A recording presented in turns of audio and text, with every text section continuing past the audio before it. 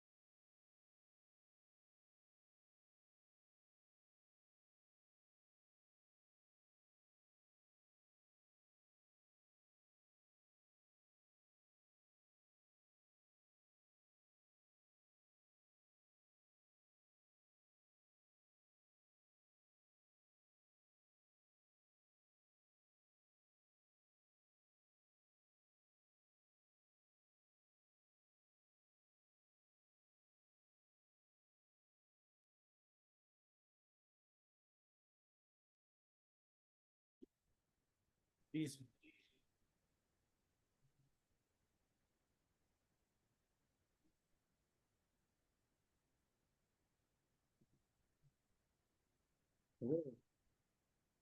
इधर से इधर जाएगी।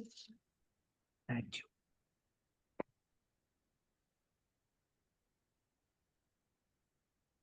हाँ सर, अभी थोड़ा मैं लैपटॉप पे भी कनेक्ट कर लिया तो अभी थोड़ा देख लेता हूँ। तो यूएसए में फाइल किया, बट उसके बाद में उसने वो डिस्क्लोज करना भूल गया। Within 3 months from the FIR date on 1 July the controller issued a notice. तो issued a notice directing submission of the fresh Form 3. Raghav did not respond within 2 month deadline. So basically sir ये ऐसा है, पहला उसने Germany में file किया जनवरी में 2024 में। फिर 8 दिन बाद में उसने जापान में फाइल किया, हम्म।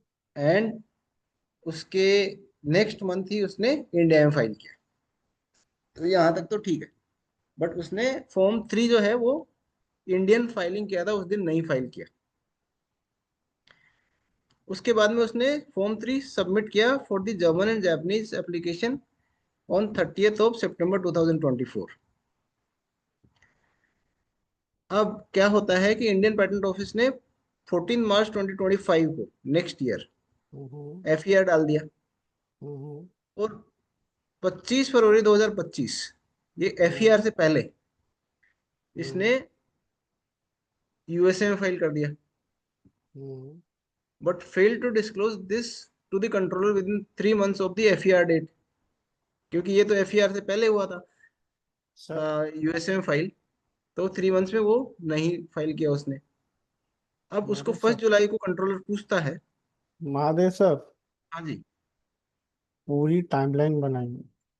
ऐसे क्वेश्चन सॉल्व नहीं होगा, मिस्टेक हो जाएगी। 99% चांस है, इसीलिए बोला।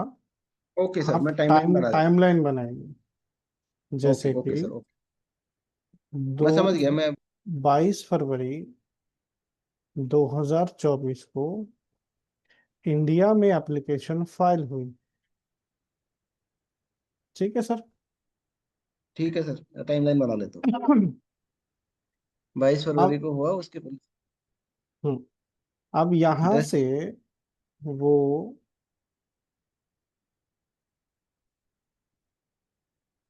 हाँ सर। इससे पहले ही इससे पहले ही बाहर फाइल कर चुके हैं एप्लीकेशन, हाँ। है ना। तो हमें वो टाइमलाइन में पहले लिखना पड़ेगा। राइट। देखिए, 10 जनवरी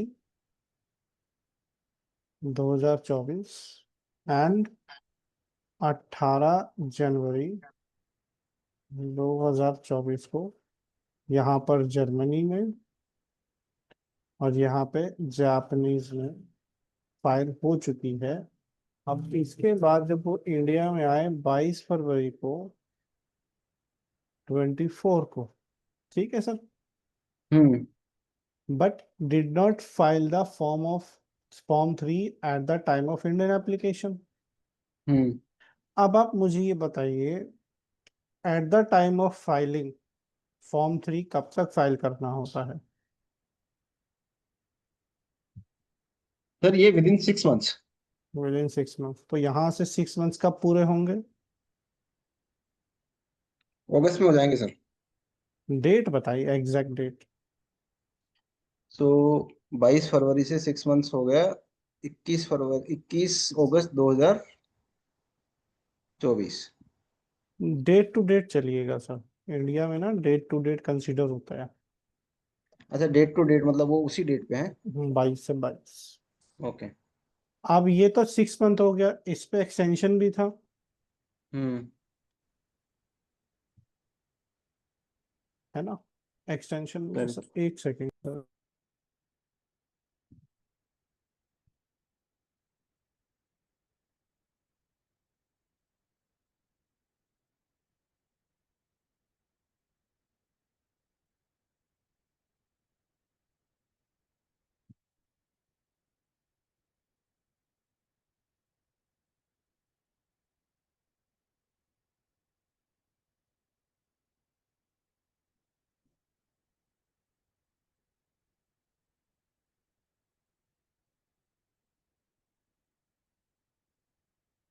सर सर हाँ, रजत सर के साथ में ही कॉल में था सर। हाँ, अभी पहले क्वेश्चन से हम कर रहे हैं, थोड़ा सा मेरे को कनेक्ट करने में टाइम लग गया, रजत सर ने कॉल किया था पहले। तो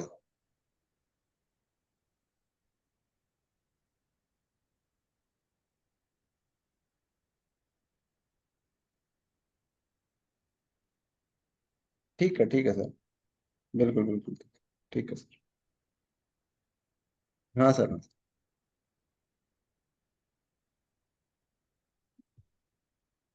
यस सर। तो ये हो गया 22 अगस्त तक दान देना था उसने। अब यहाँ पर ये तो 6 मंथ हो गया, इसके ऊपर कोई एक्सटेंशन भी होता है? हाँ, 3 मंथ्स का हो सकता है। तो डेट क्या जाएगी सब? सितंबर, अक्टूबर, नवंबर, 22/11। मतलब यहाँ तक वो फॉर्म 3 फाइल कर सकता था। हम्म। तो ये यहाँ तक का क्राइटेरिया हो गया सर। अब करेक्ट। आगे आते हैं। The Indian patent office issued the F E R हुआ इस डेट को, हम्म 14 मार्च 2025। अब एफ ई हम्म आर से हमें कितने टाइम में सबमिट करना होता है सर? FER से 3 मंथ्स। 3 मंथ्स। डेट बताइए अब। तो 4, 5, 6, 14 जून। विद एक्सटेंशन 3 मंथ्स और। 3 मंथ्स। डेट 14/9/25।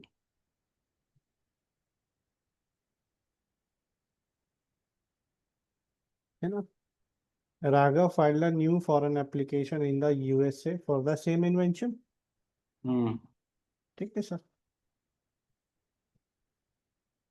ऑन 25 फरवरी 2025 उन्होंने न्यू एप्लीकेशन फाइल की है कहीं, hmm but fail to disclose the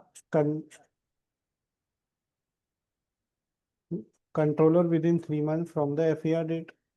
On 1st July 2025, the controller issued a new notice directing submission of Form 3। अब controller हम्म ने एक नोटिस जारी किया 1 जुलाई 2025 को, और उन्होंने बोला हम्म कि नया Form 3 फाइल करो।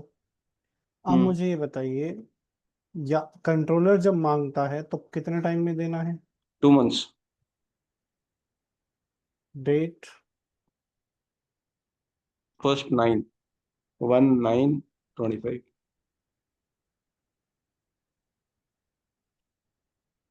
With extension 3 months. 1 12। 12 25। ठीक है सर। हम्म चलिए, ये तो यहाँ किसी काम का है नहीं। हम्म अब आइए ऑप्शंस के ऊपर। चलिए, एक एक चीज और रह गई इसमें। अब यहाँ पर इन्होंने कितने टाइम में फाइल किया है? यहाँ पर किस डेट को फाइल किया है? कौन से वाला सर? ये eight the time September of में फाइल किया है। एप्लीकेशन। हाँ, यहाँ पर जो डेट है वो है वो थर्टी है आपका। 9/24। ठीक है सर। हाँ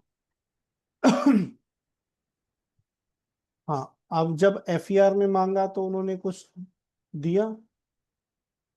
हाँ, FER में मांगा है तो। नहीं दिया। FER में तो नहीं दिया उसने। Fail to disclose this to the controller within 3 month, file नहीं किया। तभी हम्म उन्होंने 1 जुलाई को मांगा और वो 2 महीने में देना नहीं पाए। करेक्ट। ठीक है सर। चलिए, अब ऑप्शन पे आइए। अब आपको यहाँ से क्लैरिटी हुई कि क्या टाइमलाइंस चल रही है। हम्म अब आइए सर ऑप्शन पे। पहला ऑप्शन क्या है? करेक्ट। करेक्ट है सर। नहीं नहीं, पढ़िए तो पहले। The submission of Form 3 on 30th September 2024 was hmm, within the permissible delay period if supported by Form 4. तो ये सही है। सही है। ठीक है, ये ऑप्शन सही है। इसका मतलब वन वन जहां जहां पर है वो मेरे ऑप्शन सही हो सकते हैं, हम्म है ना। अब ऐसे क्वेश्चंस को हैंडल करने के लिए सर ऑप्शन क्या है, देखिए एक तो पहली बात तो ये मल्टीपल करेक्ट ऑप्शन है, हम्म तो ए सी डी में से मेरे मल्टीपल करेक्ट ऑप्शन आएंगे। हम्म अब हम पढ़ लेते हैं अगला, टू। टू ऑप्शन पढ़िए sir. The Raghav was legally required to inform the controller about the US application by 14th of June 2025. Raghav was legally required to inform the controller about US application, जो कि उन्होंने 25 को file की है, हम्म on 30 सितंबर, नहीं ये bye 14 जून। तो ये बात हो रही है एफईआर वाली, तो उनको कब तक फाइल करना था, इन्फॉर्म करना चाहिए था। 14 जून। तो ये टाइमलाइन भी सही जा रही है सर, ऑप्शन सही है। हम्म ठीक है, आगे। आगे, the controller is not empowered to demand fresh Form 3 once it is submitted. It is wrong. Wrong. तो इसका मतलब बी और सी तो कैंसिल हो गए सर, हाँ तो ऑप्शन आ गया ए और डी। अब हाँ मैं 4 और 5 पे क्यों नहीं गया, देखिए जाऊंगा तो मुझे समझ में आएगा कि दोनों ऑप्शन करेक्ट है, क्योंकि ये एक अप्रोच है सर क्वेश्चन को सॉल्व करने के लिए, हम्म कि मेरे पास 3 ऑप्शन गलत आया, 3 इसमें भी है, 3 इसमें भी है, इसका मतलब बी और सी तो गलत हो गए। अब जब मल्टीपल करेक्ट ऑप्शन है तो ये तो मुझे पता है कि मिनिमम 2 तो सही होंगे ही होंगे, एक नहीं होगा हम्म। कभी भी, मिनिमम 2 तो होंगे ही, तो 2 ही बचे, तो ए और डी मेरा ऑप्शन आ गया। ठीक है। इसको अंडरस्टूड बोलते हैं सर, सर एक बार। Elimination approach. हम्म ठीक मान है। लीजिए नहीं समझ में आ रहा तो हम ऑप्शन पे जाएंगे ही। अब 4th ऑप्शन पढ़िए सर। नहीं ठीक है, ये समझ में आ गया सर। एक बार क्वेश्चन 50 करते हैं एक बार, या तो, क्योंकि अभी मैं अपना आंसर की वगैरह देखा तो ये मेरे को थोड़ा ठीक है। 50 में, हम्म क्योंकि सर ये मैं ना वापस करूंगा फिर, एक्चुअली थोड़ा टाइमलाइन ऐसे से आपने बताया ना approach, hmm hmm then I will attempt them again. 50 एक बार ओके, देख लेते हैं। ठीक है, बताइए sir under 50। under the Designs Act and rules, which of the following statements are true regarding marking exemptions and hmm central government powers? हम्म तो marking का तो आपका सेक्शन है इसका 15, हम्म और सर सेंट्रल गवर्नमेंट का पावर का क्या सेक्शन है? देखिए, जब भी आपको, पहले मुझे बताइए सेक्शन 15 क्या बोलता है सर। वो आपको मार्केटिंग सेलिंग करने से पहले आपको मार्क करना पड़ेगा दी प्रोडक्ट। हाँ, और अगर आप नहीं करना चाहते हैं तो आप क्या कर सकते हैं। नहीं करना चाहते हैं तो आपको वो डैमेजेस वगैरह क्लेम नहीं कर सकते आप। एक और कंडीशन है सर, कि मान लीजिए आपका प्रोडक्ट ऐसा है कि अगर जो आपने एक्सेप्शन मार्किंग आता है। किया, हाँ अगर आपने मार्किंग किया तो उसकी जो लुक है, एस्थेटिक लुक, वो खराब हो सकती हाँ, है। ओके। जी। तो इसीलिए वो टेक्सटाइल एंड ऑल। तो पहला ऑप्शन क्या है। द गवर्नमेंट में modify marking requirements for specific trades और इंडस्ट्रीज। हम्म चलिए, ये तो हो गया। Second. Textile goods excluding handkerchiefs are exempt from market marking requirements. This is ये सही है, करेक्ट। ठीक है। हाँ। अगला। अगला है आपका the charcoal dust articles must always bear the registration mark. Not क्या ये correct. Not correct.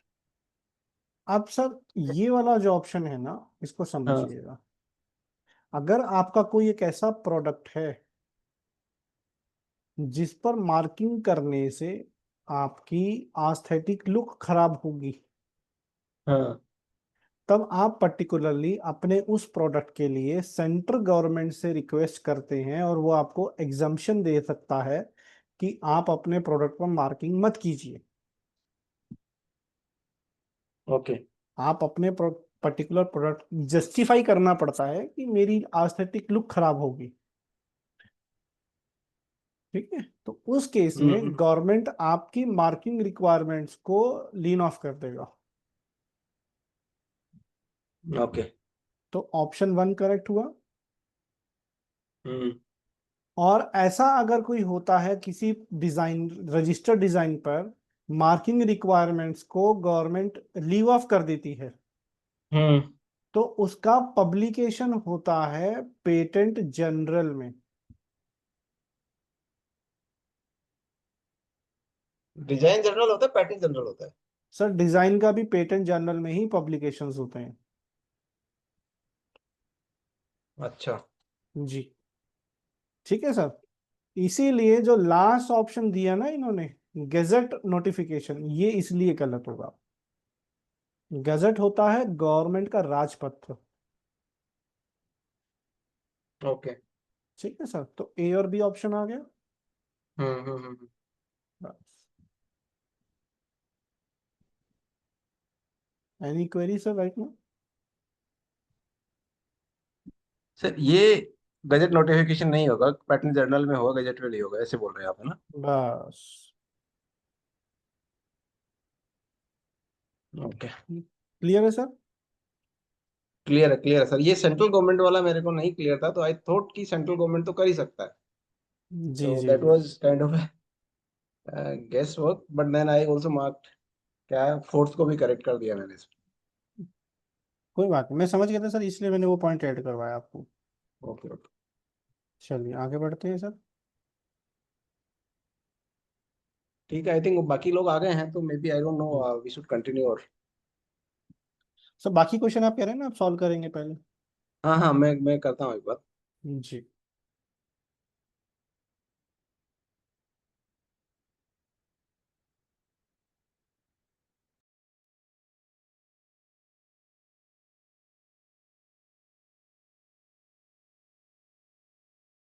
Hello Jyoti ma'am, Akhil sir, Bajiya ma'am. Jyoti ma'am long time no hello see, sir. कहाँ गए वो? नहीं बस नहीं, कल यहाँ पे इंटरनेट प्रॉब्लम था बहुत ज्यादा। एयरटेल का तो है? हाँ, एयरटेल का है। और हम अपनी सोसाइटी में ना कुछ पावर फ्लक्चुएशन प्रॉब्लम हो गया, जिससे बेसकॉम का जो मेन लाइन है वो डिस्कनेक्ट करना पड़ा, और डीजी पे थे पूरे दिन। तो उसके कारण इंटरनेट में बहुत ज्यादा दिक्कत हो रही थी। तो अगर मैं ज्वाइन भी करती ना, I will not be able to hear anyone, इसलिए मैंने ज्वाइन ही नहीं किया। ओके, चलिए 5 मिनट दीजिए, हम स्टार्ट करते हैं। पीपीटी थोड़ा सा लेंदी हो गया है, इसको नया बनाना पड़ेगा। सर ये बीच वाला सेक्शन कब सीखेंगे या हो गया? कौन सा मैम?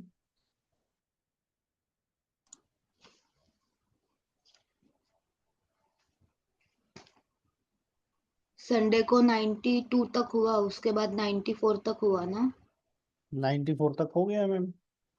तो उसके आगे का मतलब बीच का जो है। ओमिटेड है सारा। अच्छा, ओके। 94 के बाद 95 to 98, they are all omitted. Okay, तो 94 के बाद अभी यही है जो आज सीखेंगे, 99। बस यही है जो है। ओके।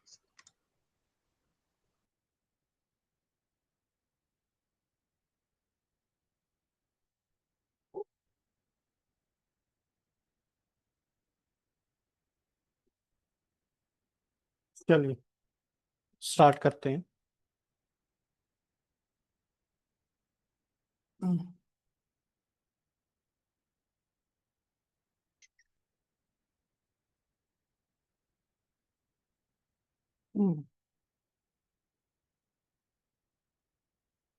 सेक्शन 99, देखिए 95 to 98 they are omitted.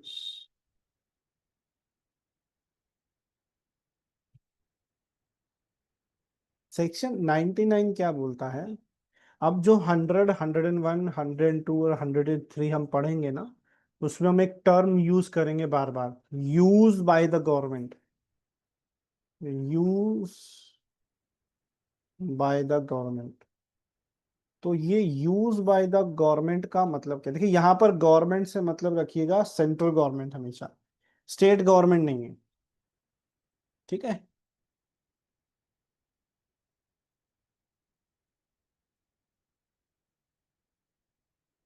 But यहां पर जो हम बात करें, नहीं स्टेट गवर्नमेंट होगा इसमें, स्टेट गवर्नमेंट होगा, और गवर्नमेंट अंडरटेकिंग भी आएगा। यहाँ पर दो चीजें समझना। यहाँ पर यूज का मतलब ये है, use plus made plus exercise plus vendor,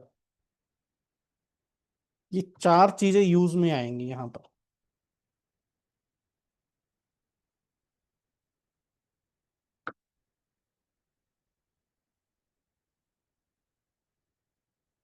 use plus made plus exercise plus vendor. Use का मतलब तो हम समझ ही रहे हैं कि यूज का मतलब क्या हो गया। यूज मतलब यूज करना, इस्तेमाल करना। मेड का मतलब बनाना। सर निकल गया है क्या कुछ ज्यादा? नहीं, अच्छा ठीक है। सेक्शन 99 है मैम। हाँ एक चीज है, 95 टू 98 निकल गए। हाँ वो तो सर मेरे को पता है, ओमिटेड है। वो निकल गए, मैं वही तो बोला, वो तो कुछ निकल गए। नंबर तो मेरे भी आए थे पेपर में। ठीक है पढ़ा उसे मैं सुन लूंगी आज तो। निकल गए। यूज का मतलब हो गया इस्तेमाल, मेड का मतलब हो गया बनाना,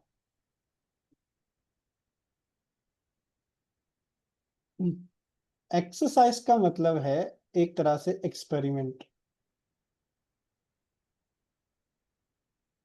या फिर प्रयोग। लेकिन मेरी हिंदी की राइटिंग थोड़ी अच्छी नहीं है, इसलिए नो कमेंट प्लीज। प्रयोग। और वेंडर का मतलब है एक तरह से डिस्ट्रीब्यूट करना और विक्रय, जिसको हम बोलते हैं। और यहाँ पर जो गवर्नमेंट है, इसका मतलब है central government plus state government plus government undertaking, ये तीनों आएंगे।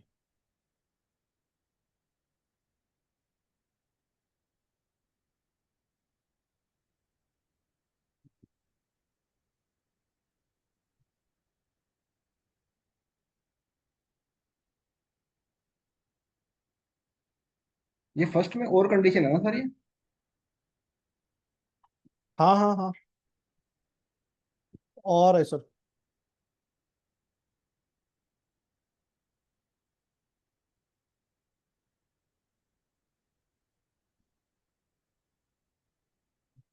यहाँ भी ये और ही है।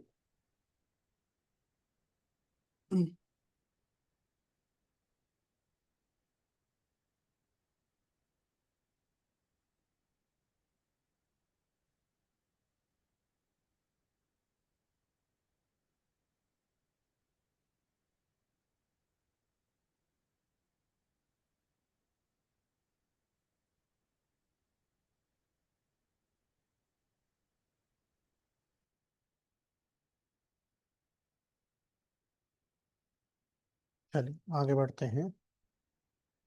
अरे ये क्या हुआ?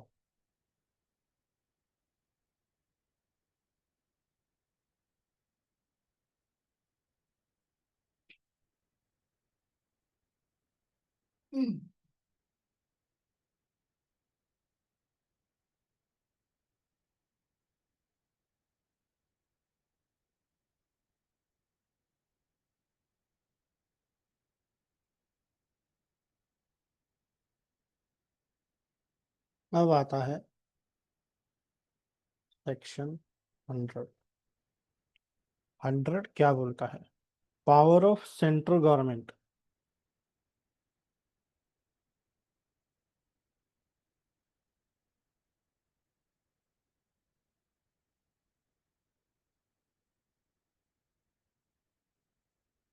टू यूज इन्वेंशन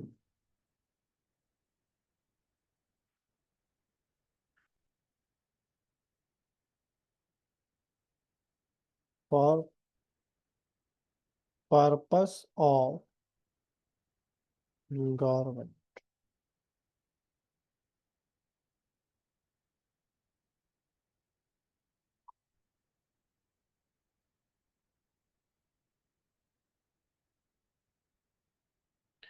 देखिए पहला point,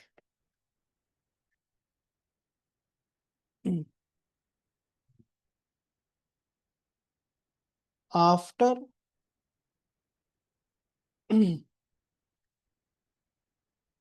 patent is granted,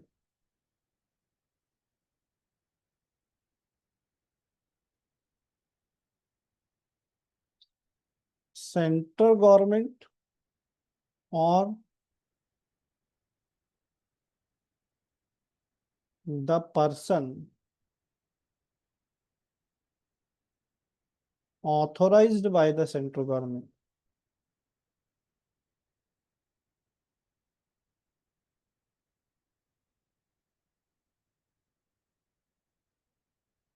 can use the government, can use the invention, क्या बोल रहा हूँ, can use the invention।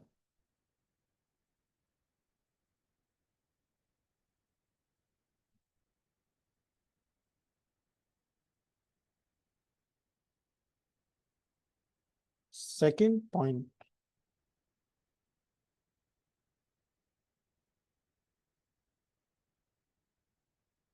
देखिए सेकंड पॉइंट को थोड़ा सा अपन ध्यान से समझेंगे। सेकंड पॉइंट क्या बोलता है? सर ये पेटेंट वर्ड नहीं आएगा इधर, can use the patent. Patent बोलो, इन्वेंशन बोलो, चलेगा? पेटेंट में इन्वेंशन ही होनी चाहिए। ओके।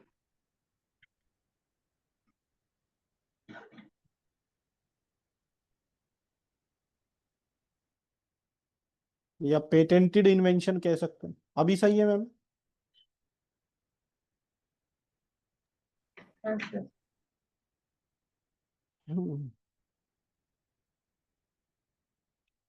एक मैसेज आया है, क्या 47 वाली कंडीशन। मैम 47 में ना नॉन कमर्शियल यूज होगा, यहाँ पर कमर्शियल यूज होगा। मतलब यहाँ पे डायरेक्ट गवर्नमेंट आपकी पेटेंट को यूज करेगी और आपको एक मिनिमम अमाउंट ऑफ सोल्यूशन या कह सकते हैं एक जो रिम्बर्समेंट है या रॉयल्टी है वो देगी, रॉयल्टी देगी यहाँ पर आपको।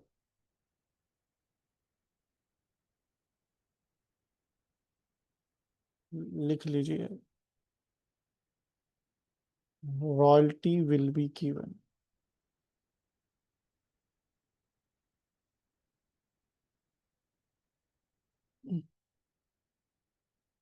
सेकंड पॉइंट को ना थोड़ा सा ध्यान से समझेंगे हम, एग्जाम्पल से पहले एग्जाम्पल समझ लेते हैं। एग्जाम्पल गिवन, मान लीजिए आपकी एप्लीकेशन जो थी ना उसकी प्रायोरिटी डेट थी 1/1/25। ये आपकी प्रायोरिटी डेट ऑफ एप्लीकेशन है।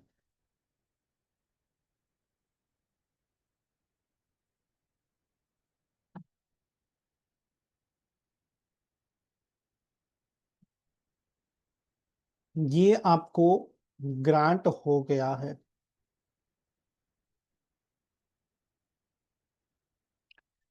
अब इसके बाद अगर गवर्नमेंट आपकी एप्लीकेशन जो पेटेंटेड इन्वेंशन है उसको यूज कर रही है, बट हुआ क्या कि गवर्नमेंट डॉक्यूमेंट्स में इस इन्वेंशन का जो डिस्क्रिप्शन है वो पहले से मौजूद है और before priority date of application available है और वो आपको ग्रांट हुई। अब ये कंडीशन ना थोड़ा सा अटपटी सी लगती है समझने में और सुनने में, बट है नहीं। देखिए कैसे, मान लीजिए कोई एक ऐसा मैकेनिज्म था डिफेंस पर्पस का जिसपे बाय चांस गवर्नमेंट भी वर्क कर रही थी और आप भी, बाय चांस ऐसा हुआ कि आप भी वर्क कर रहे थे, लेकिन आपने उसकी एप्लीकेशन फाइल कर दी और आपको ग्रांट हो गई, है ना। अब बिकॉज ऑफ डिफेंस पर्पसेस हो सकता है कि उसका पब्लिकेशन रोकने या उस चीज को पब्लिक डोमेन में आने से गवर्नमेंट रोक रही थी, नहीं चाहती थी आए, तो उन्होंने क्या किया, उसकी एप्लीकेशन फाइल नहीं की, सीक्रेट रखा उस चीज को। लेकिन as a technical sound person आपने भी वो चीज इन्वेंट कर ली और आपने उसकी एप्लीकेशन फाइल की और आपको ग्रांट मिल गई। तो गवर्नमेंट के पास उस इन्वेंशन से रिलेटेड पहले से डिस्क्रिप्शन है, टेक्स्ट डॉक्यूमेंट्स अवेलेबल हैं अपने, तब उस केस में गवर्नमेंट उस इन्वेंशन को यूज कर रही है तो आपको कोई रॉयल्टी नहीं मिलेगी।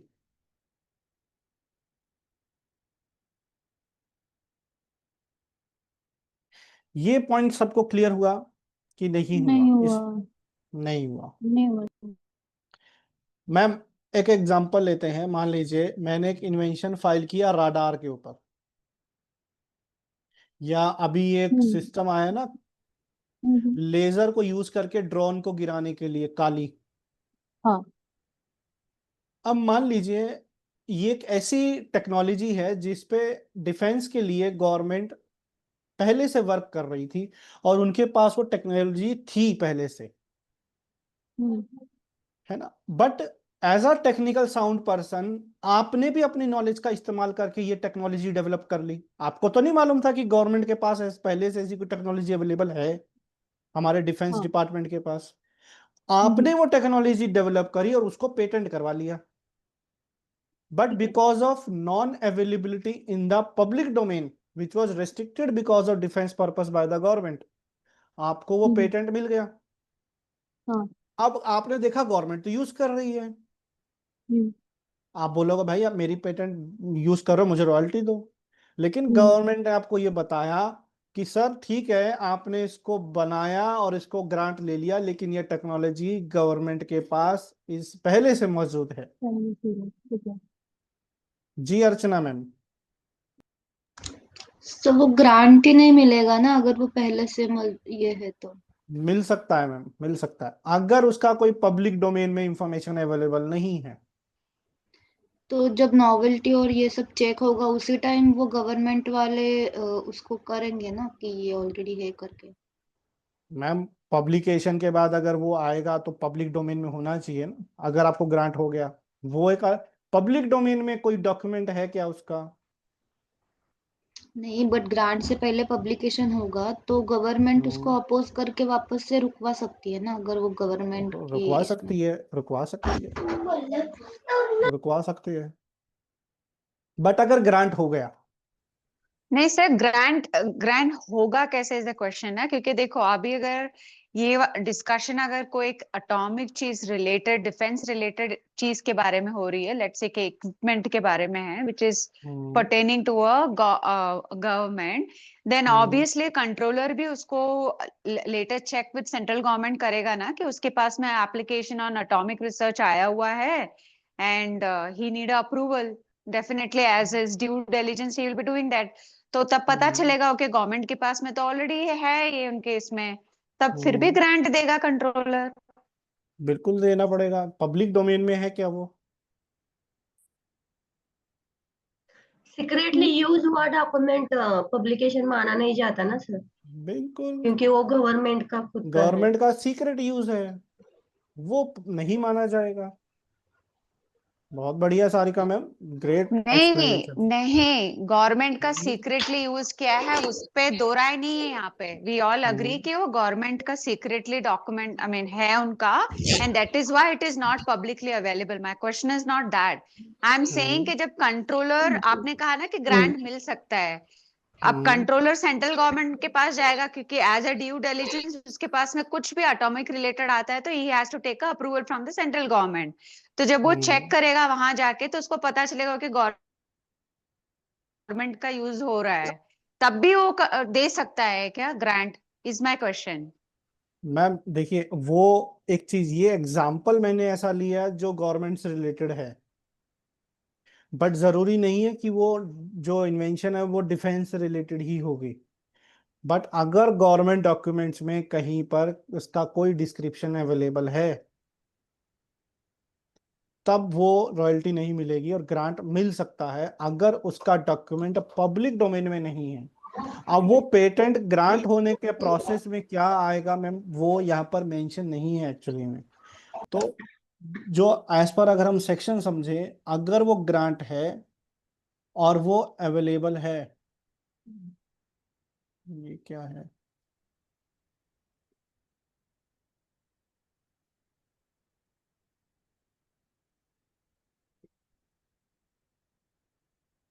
अच्छा ये आपने एग्जाम्पल बनाया है सर। अच्छा ये हुआ है क्या, रियल है क्या ये? नहीं नहीं सर, मैंने चैट जीपीटी से ही बनाया है इसको, तो हम्म देखते हैं इसको पढ़कर, क्या पता और क्लैरिटी आ जाए उससे। बिल्कुल सर। इन 2018, देखिए सभी लोग चैट बॉक्स को अगर चेक करेंगे, सर आपने जो एग्जांपल बनाया वो सही है, वो गलत नहीं है। मैम का क्वेश्चन ये है कि क्या फिर भी वो ग्रांट होगा? हाँ सर, ग्रांट पे ही हाँ सर, क्वेश्चन है, ग्रांट कैसे होगा वो ऐसे। हाँ मतलब लाइक कि वो क्वेश्चन मतलब वो एप्लीकेशन तो फिर सीक्रेट डायरेक्शन में भी चली जानी चाहिए ना। मैम वही वही तो बात ना। मैं कह रहा हूँ, मैं वही चीज कह रहा हूँ, इस चीज का कोई भी एक्सप्लेनेशन इसमें अवेलेबल नहीं है। अब देखिए ग्रांट होगा नहीं होगा ये प्रोसेस का बात है, क्योंकि लेकिन सर पब्लिक ऐसे। इसमें इसमें आपका सेक्शन 64 के अंडर में सेंट्रल गवर्नमेंट क्या इसको रिवोक भी करवा सकती है अगर secretly use is one of the grounds. नहीं, रिवोक क्यों करवाएगी सर? सीक्रेट यूज था इसलिए। सीक्रेट यूज है तो वो रिवोकेशन का भी ग्राउंड है ना, इन एनी केस ये तो पैटेंट वैलिड ही नहीं रहा सर। करवा भी सकती है सर अगर उसको करवाना है, लेकिन वो क्यों करवाएगी? वो रॉयल्टी देना ही नहीं चाहेगी, वो दे ही नहीं, देगी ही नहीं, इसलिए वो आपको रिवोक क्यों करवाएगी? इसीलिए तो एक क्लॉज डाला है सर, गवर्नमेंट के इंफॉर्मेशन में अगर वो अवेलेबल है तो वो आपको रॉयल्टी नहीं देगी, इसलिए वो आपकी इन्वेंशन की टेरिटरी की लॉ इन्फोर्समेंट से बाहर हो गई। बाकियों के लिए तो वो लॉ इन्फोर्स है ना। आपने जो इतना मनी मैं टाइम मनी एनर्जी इन्वेस्ट किया उस इन्वेंशन को बनाने में, आपको तो नहीं मालूम था ना कि वो गवर्नमेंट के पास पहले से अवेलेबल है। अब ग्रांट होगा नहीं होगा इसका भी क्वेश्चन, ये क्वेश्चन अच्छा है, इसका भी मुझे आंसर समझना पड़ेगा। क्योंकि देखिए, अगर वो सिक्रेसी में गया तो वो ग्रांट होगा नहीं होगा ये भी एक डिफरेंट क्वेश्चन है। बट अगर है, ग्रांट हुआ है, तब क्या होगा? समझ पा रहे हैं सभी? Yes sir. कन्विंस नहीं है, इतना नहीं है अभी। क्लियर नहीं है सर। हाँ सर बात अगर सही है पहले सर। एप्लीकेशन फेज हाँ में ही सर यही हम लोग। किसी। मैम वो बात सही है आपकी, देखिए वही चीज है, ये कुछ क्वेश्चंस ऐसे हैं जिनके आंसर अभी भी अवेलेबल नहीं है कहीं पर। ऐसा नहीं है कि हम इस क्वेश्चन का आंसर नहीं ढूंढ रहे हैं, बट एक्सप्लेनेशन कहीं भी अवेलेबल नहीं है, क्योंकि ये कुछ ऐसे ना बहुत रेयर केसेस होते हैं ऐसे जो अभी तक, जैसे 18 और 19 हमने जो सेक्शन पढ़े हैं उसका रियल लाइफ केस अभी तक कोई अवेलेबल नहीं है कि सेम डेट पे सेम क्लेम दो अलग अलग लोगों ने फाइल किए हों और पोटेंशियल इन्फ्रिंजमेंट, कोई इसका रियल लाइफ केस स्टडी अभी तक तो अवेलेबल नहीं है। सर तो वैसे ये जो क्वेश्चन है ना, ये जो टॉपिक है, इनके आंसर अभी भी अवेलेबल नहीं है। तो मैं और कोशिश करूँगा कि इसका आंसर मिले कि अगर ऐसा होता है तो ग्रांट के टाइम पे क्या प्रॉब्लम आएगी। बट अभी के लिए इसको हम थोड़ा सा डिस्कशन को आगे बढ़ाते हैं कि ठीक अगर है। ये प्रोविजन है, मैं आपको बेरेक्ट से भी पढ़ा देता हूँ। हो सकता है हमारा डिकोडिंग गलत हो, ज्योति मैम जो आपने क्वेश्चन उठाया वो बात सही है कि फिर सर ग्रांट ही क्यों मिलेगा अगर ऐसा बात है। है ना। नहीं, जो हाँ सर, और कई बार क्या है ना, forget the patent law part of it, even the most crucial laws in India have many gray areas, so I'll not be surprised कि यहाँ भी एक है, so that's how बहुत the सारे हैं, हाँ, so it's बहुत okay sir, सारे let's मैम। move on। हाँ तो हो सकता है कि हमने जो डिकोड किया है उस सेक्शन को वो भी गलत हो, तो ये आफ्टर कंप्लीटिंग दिस हम इस पर्टिकुलर क्लॉज को भी एक बार पढ़ेंगे मैम, क्योंकि आपकी डिकोडिंग बहुत बेस्ट है, इसीलिए हो सकता है हमने डिकोड गलत किया हो। तो बट अभी तक जो हमने समझा वो ये है, अभी के लिए हम इसको लेकर चलते हैं और फिर हम आगे देखते हैं अगर कुछ भी हमारी एक्सप्लेनेशन में चेंज आता है। तो ये एक ऐसा सिनेरियो है जिसमें आपको रॉयल्टी नहीं मिलेगी, और इसमें एक एक्सेप्शन है, एक्सेप्शन ऑफ सेक्शन 30। सेक्शन 30 क्या था?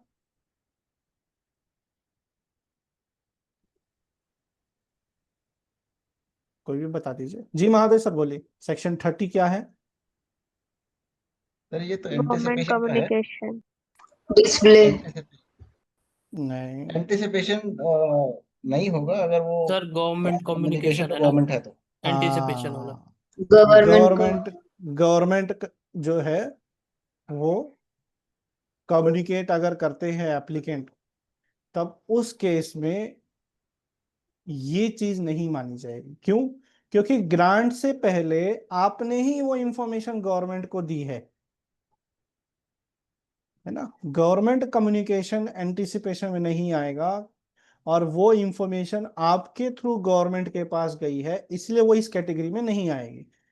इस सिचुएशन में गवर्नमेंट ये नहीं बोल सकती कि ये इंफॉर्मेशन तो मेरे पास आपकी एप्लीकेशन से पहले अवेलेबल है। ये पॉइंट क्लियर हुआ सभी को?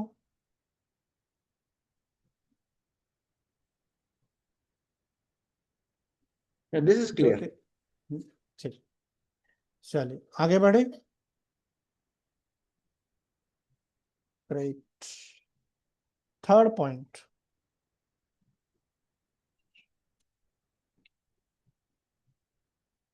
आफ्टर ग्रांट जो लाइसेंस मिलेगा गवर्नमेंट को वो ऑन एग्रीड टर्म्स मिलेगा एंड कंडीशन। वो गवर्नमेंट आपसे लाइसेंस जो लेगी इसका, वो अग्री करेगी टर्म्स एंड कंडीशन पर प्रॉपर। वो ऐसे डायरेक्ट यूज नहीं कर पाएगी, वो आपसे लाइसेंस के तौर पे उसको देगा, और टर्म्स एंड कंडीशन उसकी फुल एक्सप्लेन लिखी जाएगी, कंप्लीट डीड बनेगी।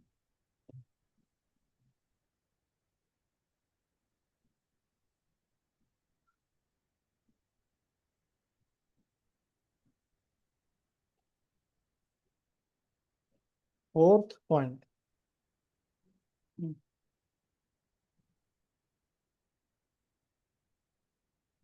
गवर्नमेंट उसको right to sell on non commercial base.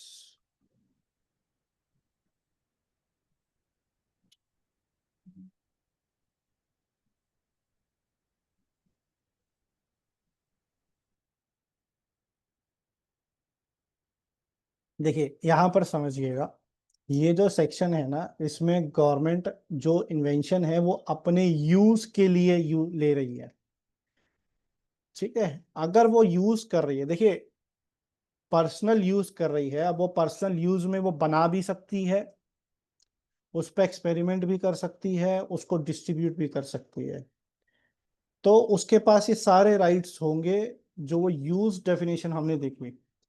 अब इसके बाद वो गवर्नमेंट उसको नॉन कमर्शियल बेसिस पे सेल भी कर सकती है।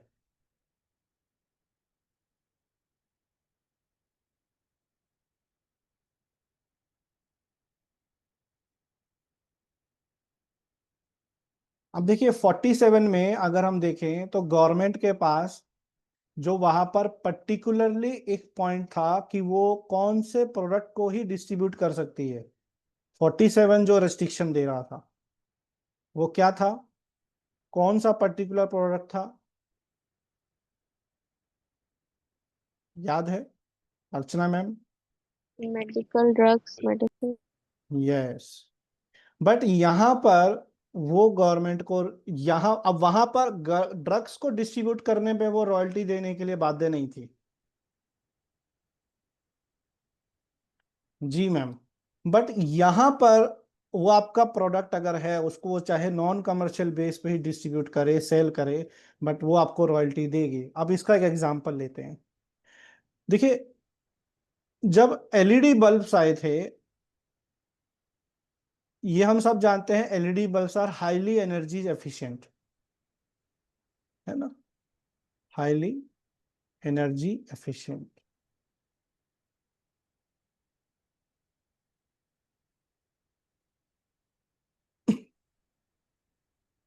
तो अगर याद हो, आज से लगभग 10-12 साल पहले की बात है, एलईडी बल्ब लगभग पूरे इंडिया में गवर्नमेंट ने, पब्लिक हेल्थ डिपार्टमेंट जो होता है, पीडब्ल्यूडी या म्यूनिसिपैलिटी, उसकी हेल्प से बहुत जगह पे डिस्ट्रीब्यूट करवाए थे, बहुत लो प्राइस में सेल करवाए थे, गवर्नमेंट खुद कर रही थी।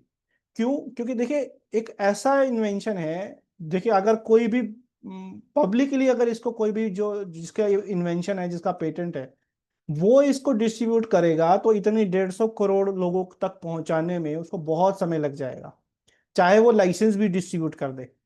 क्योंकि जितना बड़ा नेटवर्क, जितनी बड़ी जो रीच गवर्नमेंट के पास है, वो किसी भी पर्टिकुलर आदमी के पास नहीं होगी। लेकिन ये एक ऐसी इन्वेंशन थी जिससे एनर्जी कंजप्शन बहुत बड़े लेवल पर रिड्यूस हो सकता है। तो गवर्नमेंट ने क्या किया, इसको लाइसेंस लिया, जिसकी इन्वेंशन थी उसको एक छोटी सी रॉयल्टी दी, और खुद उसको बहुत नॉन कमर्शियल बेस पे डिस्ट्रीब्यूट भी किया। हालांकि डिस्ट्रीब्यूशन नहीं था, बट एक non profitable point of view से उसको सेल किया कि उनको भी नुकसान ना हो और हमें रॉयल्टी भी दें, और लोगों तक ये पहुंच भी जाए, और एक लो प्राइस में पहुंचे, ताकि हर कोई इसको अफोर्ड कर सके। हालांकि एलईडी बल्ब अफोर्डेबल, सस्ता नहीं होता है। जो पहले जो बल्ब आते थे 10-12 रुपए में मिलता था, अब ये बल्ब लगभग आपको मिलता है 100 रुपए में, लेकिन इसकी एनर्जी एफिशिएंसी बहुत ज्यादा है।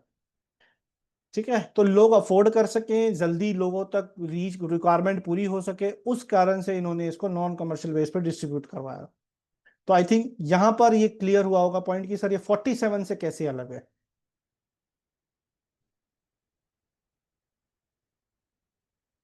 Sakshi ma'am, Gaurav sir, Bajiya ma'am, Jyoti ma'am, convince, मतलब कनेक्टेड है पॉइंट?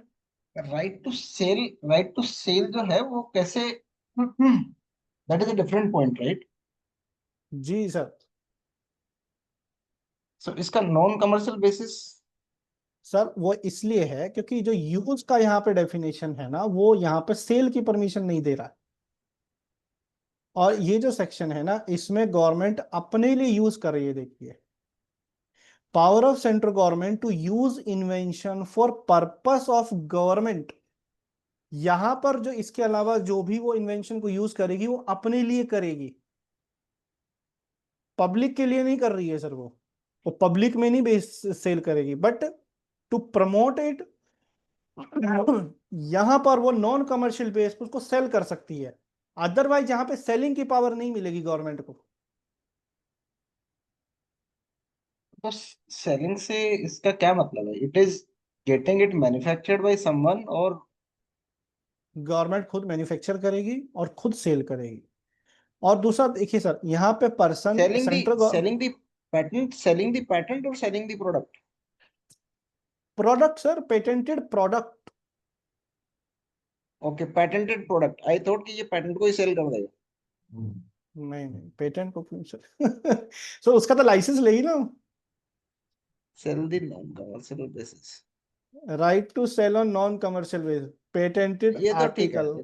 ये तो ठीक है, मैन्युफैक्चर करेगा, यूज करेगा तो कुछ तो आगे खुद हाँ। यूज करेगा या फिर पब्लिक तक पहुंचाएगा। अब गवर्नमेंट ऑथोराइज पर्सन भी यहां पर इंक्लूड होगा सर, ये याद रखिएगा। गवर्नमेंट ऑथोराइज्ड या गवर्नमेंट अंडरटेकिंग, जो हमने 4 कैटेगरीज पढ़ी थी वो।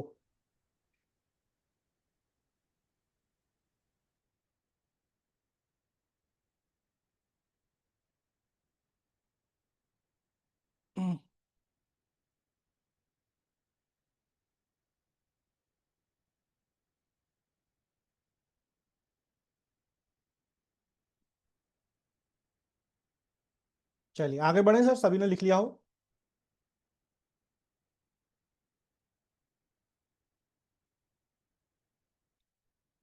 अर्चना मैम का थम्स अप आ गया, बाकी लोग? बाजिया मैम का हो गया, Jyoti ma'am, Sarika ma'am, Gaurav sir.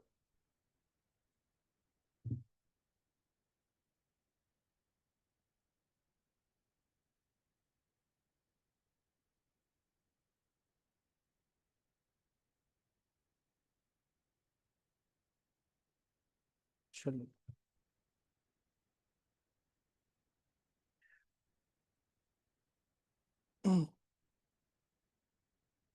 Section 101,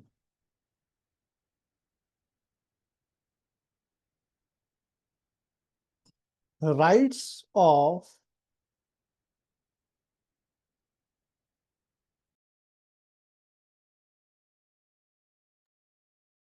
rights of हाँ third party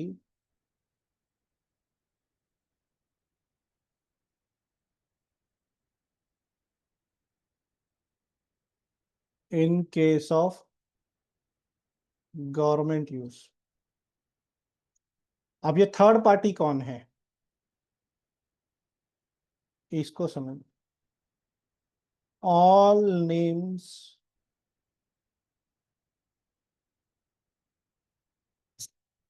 appeared in register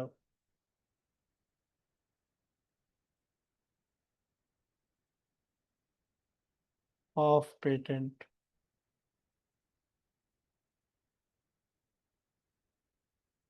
other than patentee।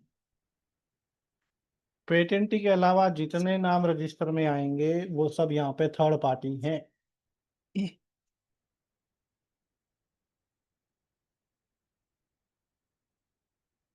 पहला point.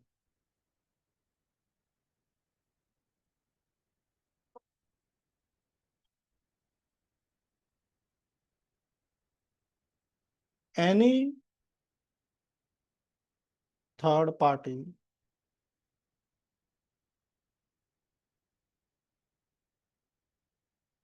Can not restrict government to use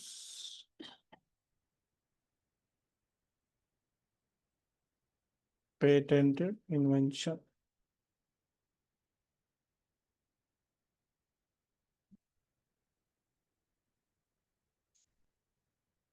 देखिए आप ये पॉइंट समझते, मान लीजिए ज्योति मैम का कोई पेटेंट है, मैं उनके पास गया कि मुझे लाइसेंस दे दो, ज्योति मैम ने दे दिया।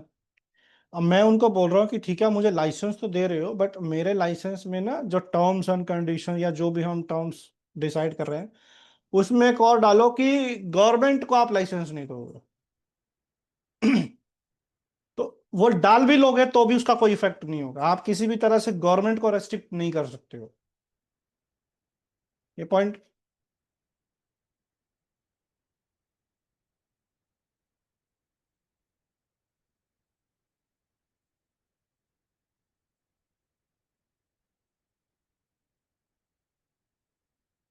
Second point,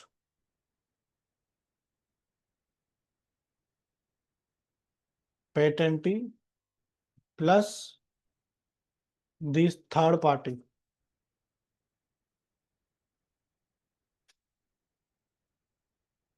will also get the portion of royalty। देखिए इसको ऐसे समझते हैं कि मान लीजिए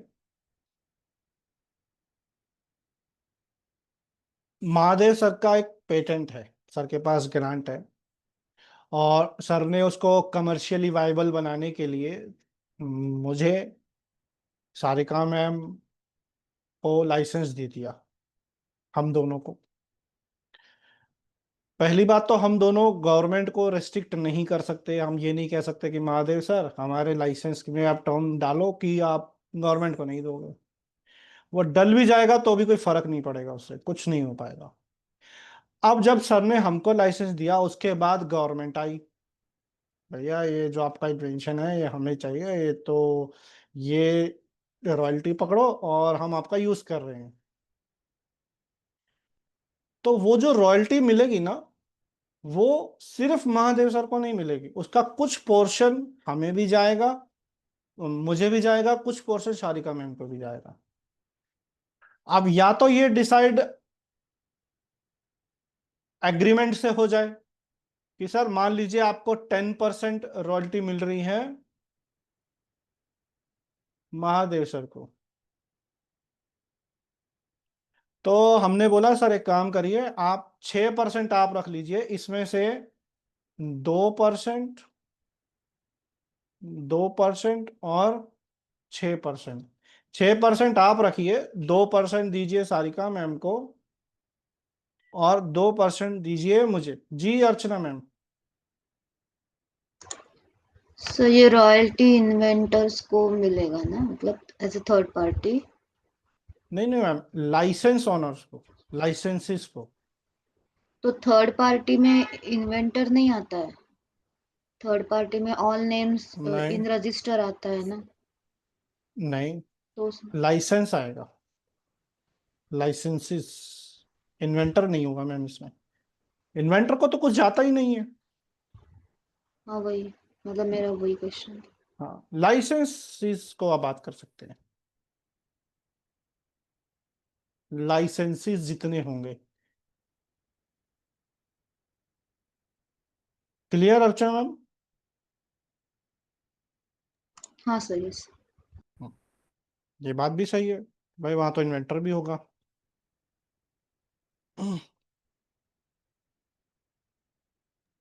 सर प्लीज रिपीट, आपने क्या बोला? हम्म, देखिए, मान लीजिए साक्षी मैम। सर मैं बोलूं एक बार तो आप बता दीजिएगा। हाँ हाँ बिल्कुल, बोलिए बोलिए। सर जैसे जैसे बोला जाए उसमें कि महादेव सर का पेटेंट है ना, आप उसमें लाइसेंसी हैं, हम्म तो अगर गवर्नमेंट यूज करना चाहेगा तो वो महादेव सर को और आपको दोनों को रॉयल्टी मिलेगी, ऐसा? तो वो बढ़िया, परसेंटेज कैसे वो गवर्नमेंट ही डिसाइड करेगी कितना कितना कैसे क्या देना है? बिल्कुल, या फिर और हम आपस में करेंगे। और अच्छा अगर सर। अगर जी। डिस्प्यूट हुआ हम्म। कि सर मैं जो हूँ 2% मांग रहा हूँ लेकिन वो मुझे 1% दे रहे हैं और 1% मुझे जस्टिफाई नहीं हो रहा है, तो hmm. High court can also decide. ठीक है। So sir third party is basically the licensee जिसका हम लोग ने नाम रजिस्टर कराया है। हम्म ठीक है सर, ये इसमें कुछ स्पेसिफिक डोमेन के आते हैं, जैसे पहले हमारा था कि नहीं ड्रग्स नहीं वगैरह, मेडिकल, नहीं नहीं, एनीथिंग? यहाँ पे कंप्लीट डोमेन है, पूरा पूरा ब्रह्मांड है। ठीक है। 47 रेस्ट्रिक्ट करता है सिर्फ ड्रग्स के लिए। हम्म।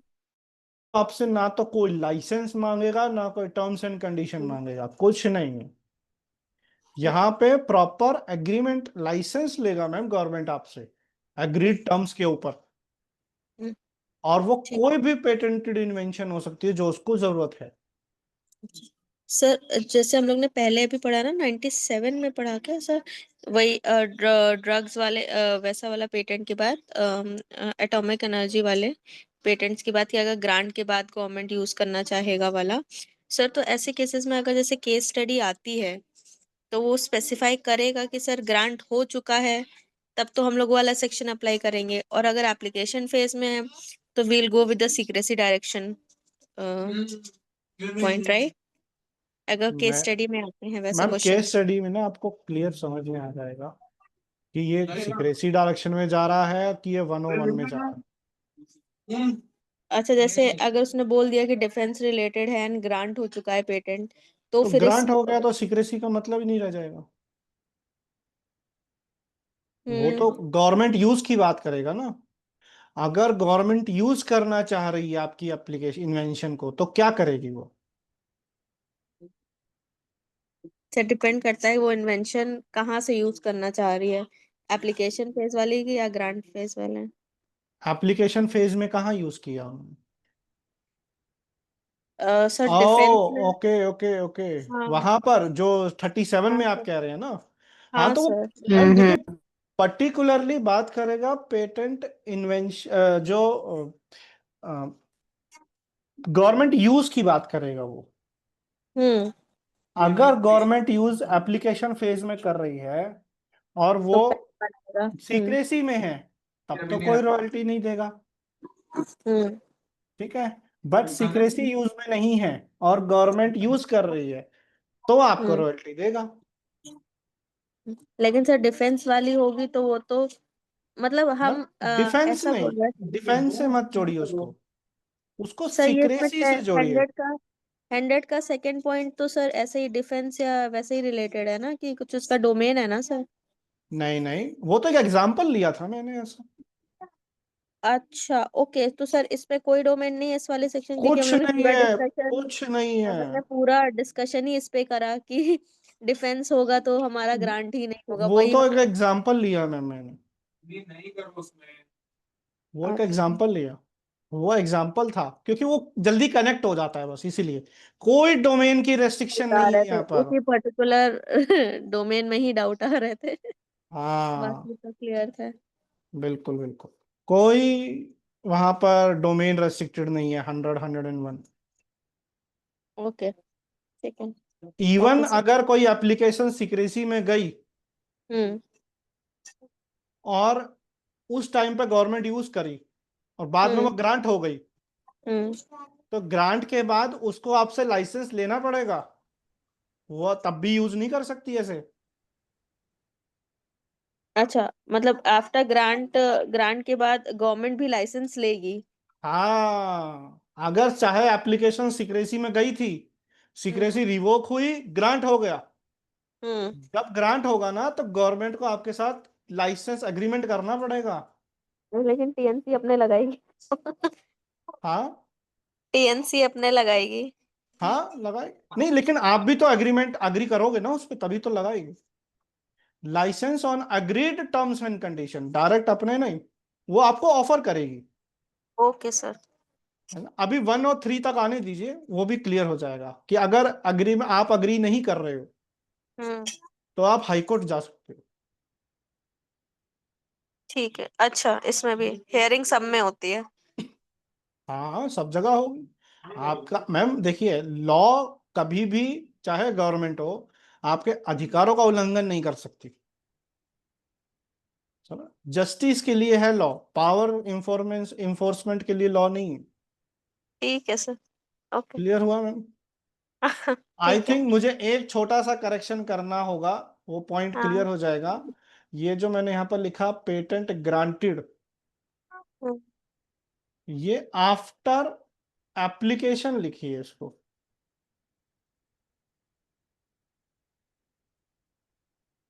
File. Sir after application file government use कर सकती है। सर सेकंड पॉइंट में भी ग्रांट हट जाएगा फिर। नहीं, यहां पर तो ये था कि ग्रांट अगर हो गया है, वो तो इसके साथ कनेक्टेड था। ग्रांट से पहले तो रॉयल्टी देगी नहीं वो आपको, हाँ वो वो। वेट करेगी कि आपका ग्रांट हो जाए पहले। हम्म। ठीक है, ग्रांट हो गया, गवर्नमेंट यूज कर रही थी, लेकिन अगर गवर्नमेंट में ये प्रूफ हो जाता है कि गवर्नमेंट के पास वो इन्वेंशन पहले से मौजूद है, आपकी एप्लीकेशन फाइल होने से पहले, हम्म। तब वो रॉयल्टी नहीं देगी। हम्म। ठीक है, ये पॉइंट सबको क्लियर हुआ?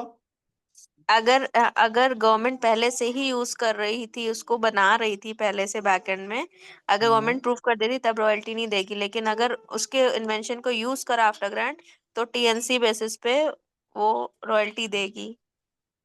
बिल्कुल मैम, इसको ऐसे समझते हैं। आपका एक्सप्लेनेशन सही है, बट एक बेटर अंडरस्टैंडिंग के लिए, मान लीजिए आपकी एप्लीकेशन फाइल हुई 1/1/25 को, हम्म। एप्लीकेशन फाइल हुई, हम्म। यहीं से गवर्नमेंट यूज करना स्टार्ट कर सकती है। ठीक है। बट जिस दिन ग्रांट हुई उसके बाद गवर्नमेंट यूज करेगी, बट कैसे? Terms and condition agreement base करेगी पहले वो, और अब आपको रॉयल्टी भी देगी। ठीक है। अब ये जो रॉयल्टी देगी ये यहां से यूज की देगी। मतलब जिस दिन से वो यूज कर रही है ना एप्लीकेशन फाइल होने के बाद से, जी। वहां से आपको पूरी रॉयल्टी पे करेगी वो। ठीक है। क्योंकि अब पेटेंट का टर्म कहां से स्टार्ट हो गया? इन्फोर्समेंट। एप्लीकेशन के बाद। बस। लेकिन एग्रीमेंट कब करेगी वो? After grant. After grant. ये क्लियर हुआ मैम? जी सर, सर समझ गए, गॉट इट। दूसरा, अगर बिफोर ग्रांट गवर्नमेंट यूज कर रही थी बट एप्लीकेशन सीक्रेसी में थी, तो क्या तो होगा? नहीं मिलेगा सर। क्या नहीं मिलेगा? रॉयल्टी। हाँ, ग्रांट से पहले जो उसने यूज किया है ना टिल सीक्रेसी, वो रॉयल्टी नहीं मिलेगी आपको। सर नीचे एक सेकंड केस बना दीजिए इसी में। है ना? नहीं, लेकिन आपको वो बोला था ना, कौन सा सर सीक्रेसी वाला तो बोला था सॉल्यूशन मिलेगा। मिलेगा ग्रांट के बट बाद, आफ्टर ग्रांट मिलेगा। ग्रांट के बाद मिलेगा सर। लेकिन सर सीक्रेसी डायरेक्शन में यूज हुआ है उस टाइम के लिए, आफ्टर ग्रांड रॉयल्टी मिलेगी। अभी क्लियर हुआ सर? हाँ, मतलब मिलेगी रॉयल्टी जिस ड्यूरेशन के लिए यूज हुआ है, लेकिन आपको पेमेंट आफ्टर ग्रांट मिलेगा। यस। और इस केस में ये यूज कर सकती है आफ्टर फाइलिंग, लेकिन एग्रीमेंट जो है वो ग्रांट के बाद में होगा। बिल्कुल। और उसी में जो रॉयल्टी डिसाइड करेगी ना सर गवर्नमेंट आपसे, हाँ, वो ही रॉयल्टी फिर आपको उस यूज के लिए मिलेगी जो ग्रांट से पहले हुआ है। वो समझ गए, लेकिन जब ये फाइलिंग के बाद में करना शुरू करेगी गवर्नमेंट यूज, तो कोई कम्युनिकेशन नहीं होगा क्या ये एप्लीकेंट के साथ में? इन्फॉर्म कर देगा सर कि यूज कर रही है। बाकी वो रोक नहीं सकता है, ऑपोजिशन फाइल नहीं कर, कुछ कर नहीं सकता वो। सर शायद ये क्वेश्चन है कि अगर हम लोग ग्रांट के पहले सीक्रेसी डायरेक्शन में यूज करेंगे और ग्रांट हो जाएगा उसके बाद भी यूज करेंगे, तो जो रॉयल्टी होगी वो ग्रांट के पहले भी मिलेगी और ग्रांट के बाद भी मिलेगी, सीक्रेसी में भी। हाँ जी, हाँ जी, मतलब सेम ही है रॉयल्टी के पॉइंट ऑफ व्यू से। बिल्कुल। ठीक है सर, समझ गए। ग्रांट से पहले कुछ नहीं मिलेगा, गवर्नमेंट खुला यूज करेगी। ग्रांट हो गया, वो आपसे एग्रीमेंट भी करेगी, आपको रॉयल्टी भी देगी, और रॉयल्टी उस दिन से काउंट करेगी जिस दिन से वो यूज कर रही है। ठीक है सर। जैसे इसमें टीएनसी है उसमें टीएनसी नहीं होगा बस। ग्रांट से पहले नहीं होगा TNC. No sir, secrecy grant direction. जी अर्चना मैम, ग्रांट ही नहीं हुआ तो कुछ नहीं होगा, फिर मतलब तो वो कुछ यूज मतलब ही करती नहीं, रहेगी। बस हो गया फिर तो काम। वो तो होगा ही मैम फिर। साक्षी मैम, जी सर, सर समझ गए। महादेव सर, सर आप केस स्टडीज बताएंगे ना जब, तब थोड़ा और क्लियर हो जाएगा सिचुएशन के। हाइपोथेटिकल केस स्टडीज अपन करेंगे। हाँ। ओके। ज्योति मैम, सारिका मैम, सभी लोग इस पे थम्स अप दीजिए अगर क्लियर हुआ। नहीं हुआ तो प्लीज क्वेश्चन कीजिए। Akhil sir, Bajiya ma'am, Gaurav sir, Gangadhar sir, Prabhakaran sir. Okay, चल आगे बढ़े।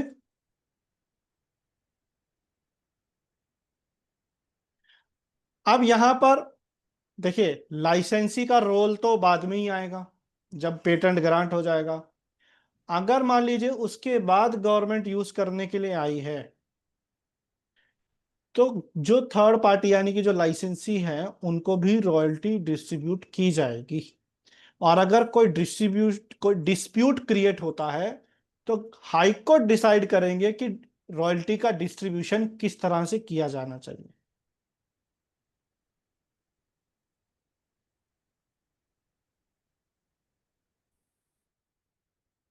ये पॉइंट सबको क्लियर हुआ?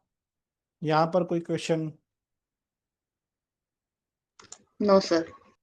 ओके, चलिए। एक होता था आपका एप्लीकेंट, हम्म।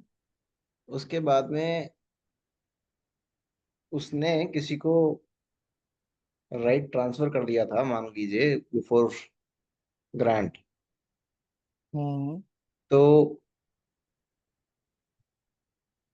ये रॉयल्टी का जो एप्लीकेंट था, पहला एप्लीकेंट, उसके उससे तो कोई लेना देना नहीं हो गया ना। सर वो रहा ही नहीं है पेटेंट में, तो क्यों लेगा? और मान लो ग्रांट के बाद में उसने पूरा ही किसी को एक्सक्लूसिव लाइसेंस दे दिया है, then the royalty will only go to the exclusive licensee. Sir वही पेटेंट ही बन जाएगा ना फिर। अच्छा, वही पेटेंट बन जाएगा। मान लीजिए मैंने अपनी पूरी पेटेंट किसी को असाइन कर दी, अंडरस्टूड अंडरस्टूड सर। तो जिसको ग्रांट मिली थी वो ग्रांट ही बन गया, असाइन नहीं, पेटेंट ही बन गया। ओके,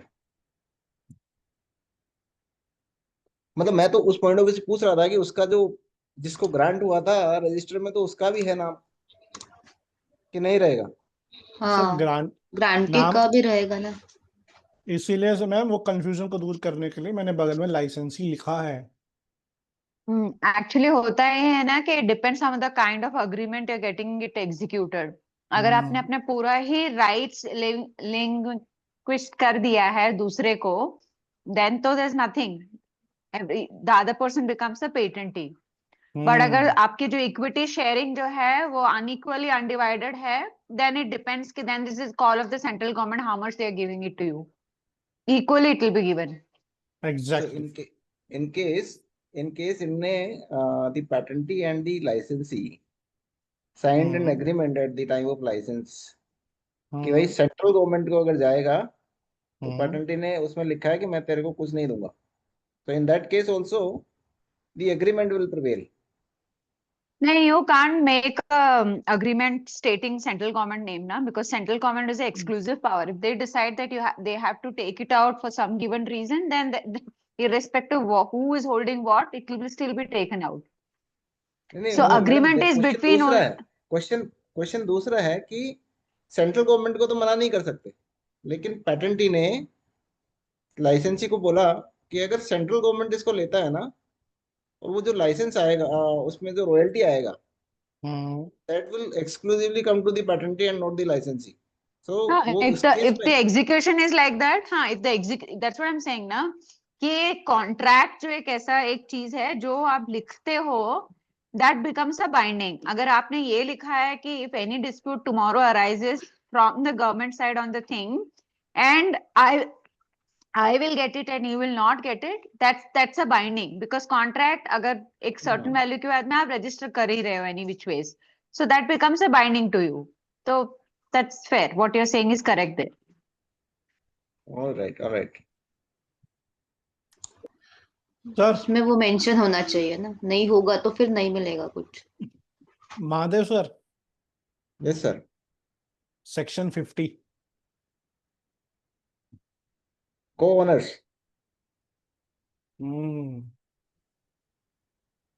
अगर कोई एग्रीमेंट है तो उसी के अकॉर्डिंग चला जाएगा।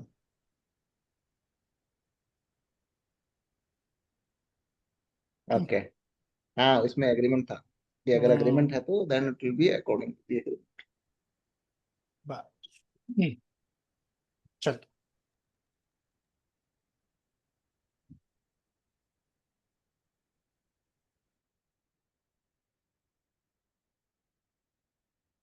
अब आता है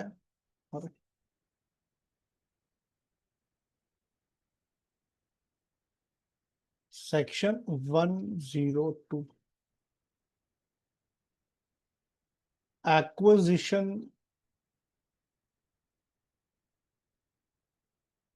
of patent. By central government. So screen नहीं विजिबल है। स्क्रीन विजिबल नहीं है मेरी, विजिबल है सही मुझे दिख रहा है। दिख रहा Yeah, है I ना? can see it.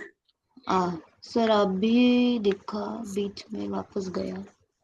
कोई बात जूम नहीं, हो गया नेटवर्क का होगा, इशू जूम नहीं हो हो। गया होगा। हाँ, जूम भी हो गया हो या फिर हो सकता है नेटवर्क के इशू के कारण स्क्रीन शेयरिंग बंद हो गई हो। आया ठीक है, अभी। 102 में ना गवर्नमेंट आपकी पेटेंट को ही एक्वायर कर लेगी।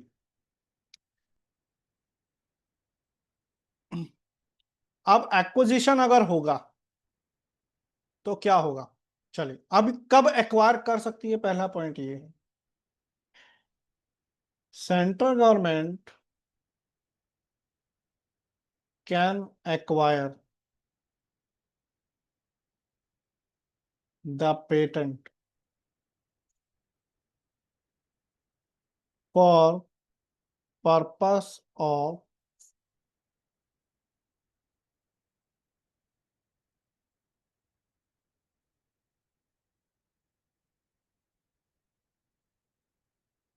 Non commercial base.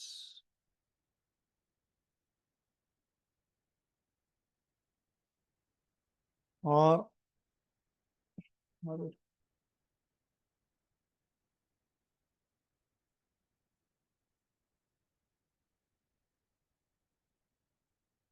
acquire the patent for public purpose on non-commercial use।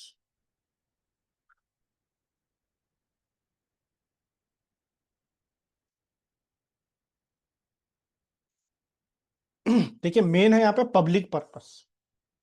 अगर वो पब्लिक पर्पस के लिए ही आपकी पेटेंट को एक्वायर कर सकती है, क्योंकि एक्विजिशन जो है ना वो एक पावर है, मतलब उसमें आपकी रजामंदी नहीं लेगी वो, है ना, वो डायरेक्ट एक्विजिशन करेगी। मतलब यहाँ पे एक्विजिशन जो होगा ना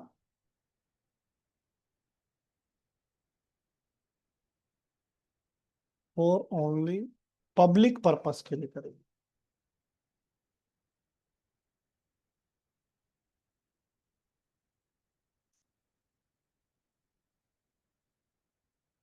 अगर ऐसा कोई एक्विजिशन होगा नोटिस विल बी पब्लिश।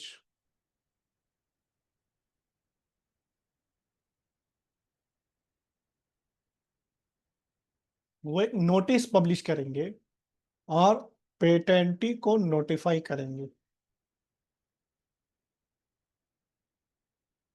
कि भैया ऐसा एक्विजिशन हम कर रहे हैं आपकी पेटेंट का।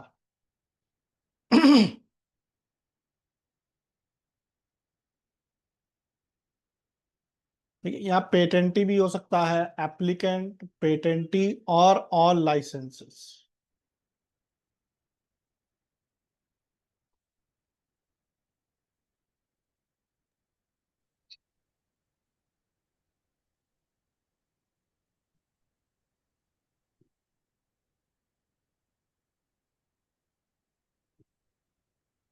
Compensation will be given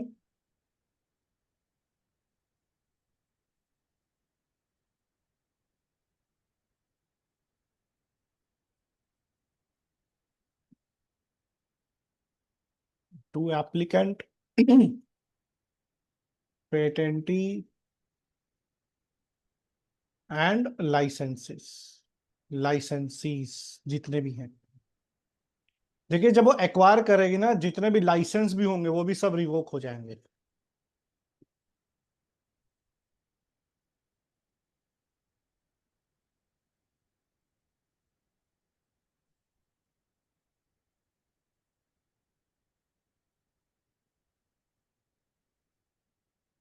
अब ये जो कॉम्पनसेशन है ये डिसाइड होता है on the basis of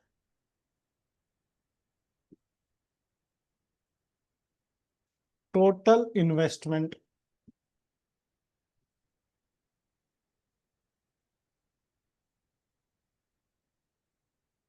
in the invention. हाँ पेटेंट। देखिए लाइसेंसी ने उस कितना इन्वेस्टमेंट कर दिया है, पेटेंटी ने कितना इन्वेस्टमेंट किया उसके ऊपर, ये सब चीज़ों को ध्यान में देखते कितना टाइम लगा, कितने एफर्ट्स लगे, कितना एक्सपेंडिचर है, ये सब चीज़ों को ध्यान में रखते हुए ही कॉम्पोजिशन को डिसाइड किया जाएगा।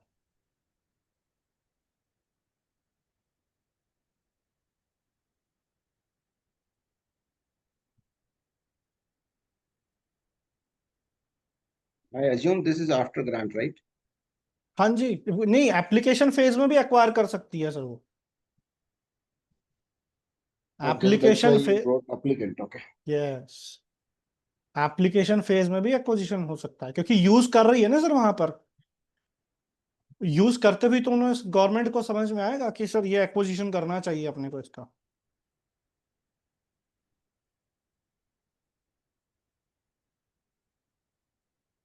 तो स्लैश So, एप्लीकेशन भी लिख दे।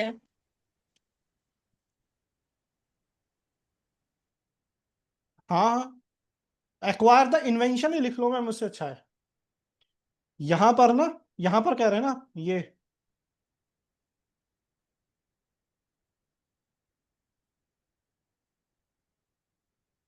so which means that central government will now be the exclusive licensee or exclusive proprietor of this.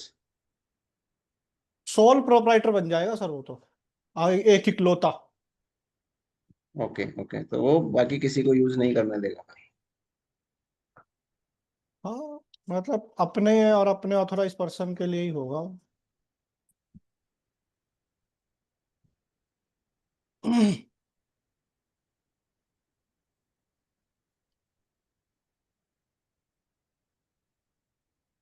क्योंकि सर देखा जाए ना यहाँ पर, गवर्नमेंट अगर जब एक बार एक्वायर कर लेगी उसको, फिर वो पेटेंट और पेटेंट ना होना कोई फर्क नहीं रह जाएगा। क्योंकि पहली बात तो गवर्नमेंट तभी एक्वायर करेगी जब पब्लिक पर्पस में वो कर पा रही है, मतलब पब्लिक वेलफेयर के लिए। और जब वेलफेयर में वो करेगी ना सर, तो वो नॉन कमर्शियल बेस पे ही उसको जो है पब्लिक में लाएगी, सेल करेगी बेसिकली, अगर हम समझे। जब गवर्नमेंट नॉन कमर्शियल बेस पे पब्लिश या सेल करेगी ना सर, उसको कमर्शलाइज करेगी, तो कोई और कर नहीं पाएगा, मतलब वो उसका कॉम्पीट नहीं कर पाएगा कोई भी।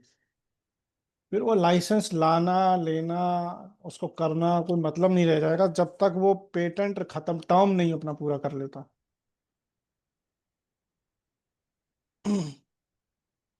नहीं, लेकिन रहना ना रहना बराबर नहीं रहेगा ना सर।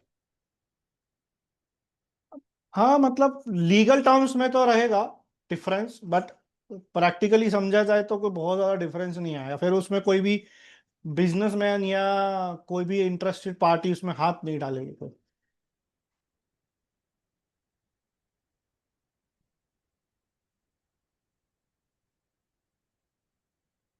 प्रैक्टिकली अप्रोच की बात कर रहा हूँ, डिफरेंट भी हो सकता है सर, लीगल एस्पेक्ट की बात नहीं कर रहा हूँ।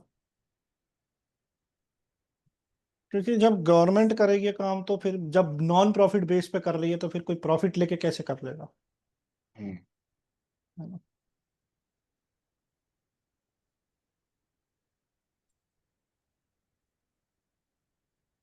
बहुत सारी पेटेंट्स है जो गवर्नमेंट ने एक्वायर की हैं।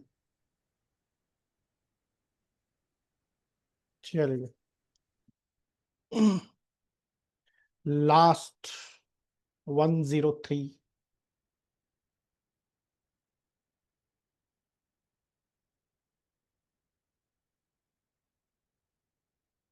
any dispute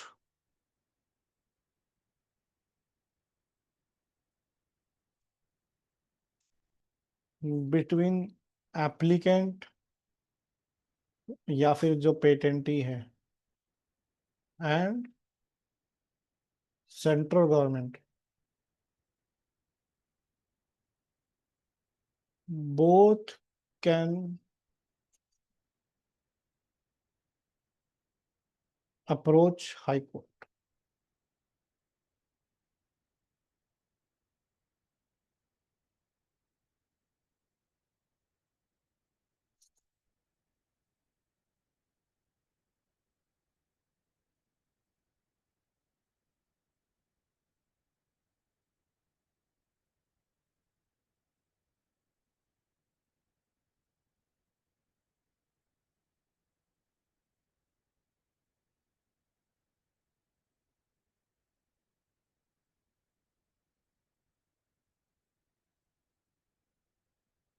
देखिए, अगर इसमें जो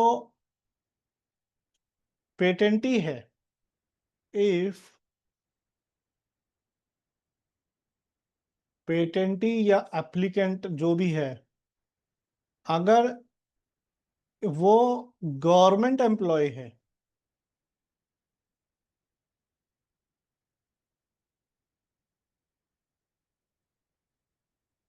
then high court will give decision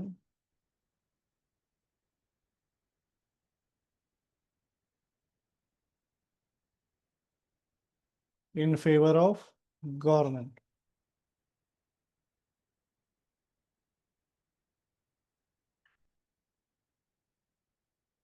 बस यही है।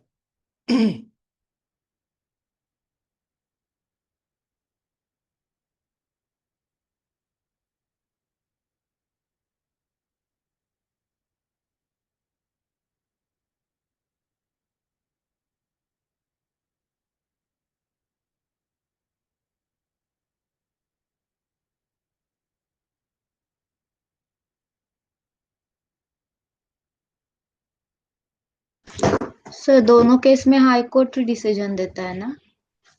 डिसीजन तो देगा, बट किसके फेवर में देगा? सेंट्रल गवर्नमेंट के। और पहले वाले इसमें किस में? मतलब अगर एम्प्लॉय नहीं हो, नॉर्मल कोई हो, तो जो सही होगा वो डिसीजन देगा। तो यहाँ पे अगर एम्प्लॉय रॉन्ग भी होगा मतलब सही भी होगा तो भी सेंट्रल गवर्नमेंट का ही फेवर में जाएगा। बस, ओके। मतलब अगर आप गवर्नमेंट के एम्प्लॉय हो तो सेंट्रल गवर्नमेंट मतलब जो चाहे वो कर सकती है। सर सेंट्रल गवर्नमेंट का एम्प्लॉय इन्वेंटर तो हो सकता है, पेटेंटी कैसे होगा? ऐसे हो सकता है क्या? क्यों नहीं हो सकता है? आप गवर्नमेंट एम्प्लॉय हो, आप क्या कोई इन्वेंशन नहीं फाइल कर सकते हो? पेटेंट फाइल नहीं कर एज ए सकते? इन्वेंटर कर सकता हूँ, बट नहीं, as a I am patent भी यूजिंग। कर सकते हैं। अच्छा, एज ए पेटेंटी भी कर सकते हैं। बिल्कुल।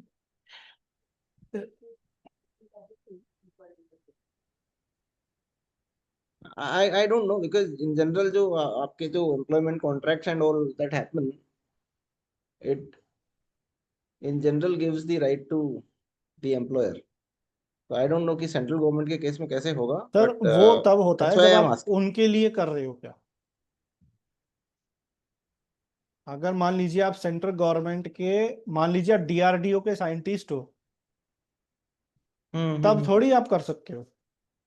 वो एक हाँ, अलग सिचुएशन है सब, क्योंकि आप उनके लिए काम कर रहे हो। वो तो फिर आपके वर्क एग्रीमेंट में ही वो टर्म्स है ना कि आप हमारे लिए ये काम कर रहे हो, तो आप जो भी इन्वेंशन बनाएंगे वो हमारे लिए। अब कोई किसी गवर्नमेंट का कोई क्लर्क है, तब वो थोड़ी काम, तब गवर्नमेंट के पास किसी अब साइंटिफिक रिसर्च के लिए थोड़ी हो। लेकिन मान लीजिए आप जो हो कर रहे हो,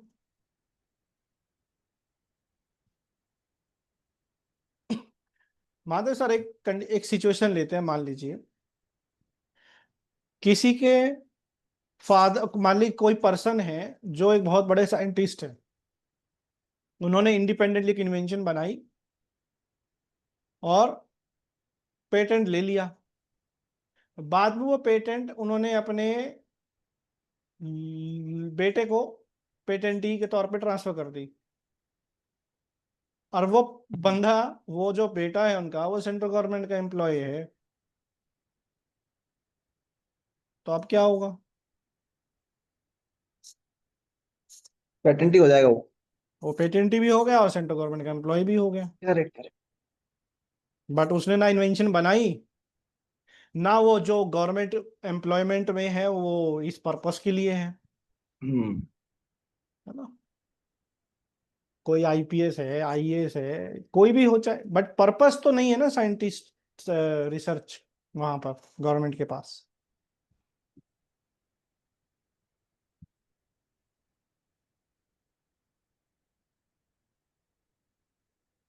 करेक्ट। नहीं, ठीक है सर, अंडरस्टूड। हाइपोथेटिकल सिचुएशन है सर, एग्जाम्पल है मेरा।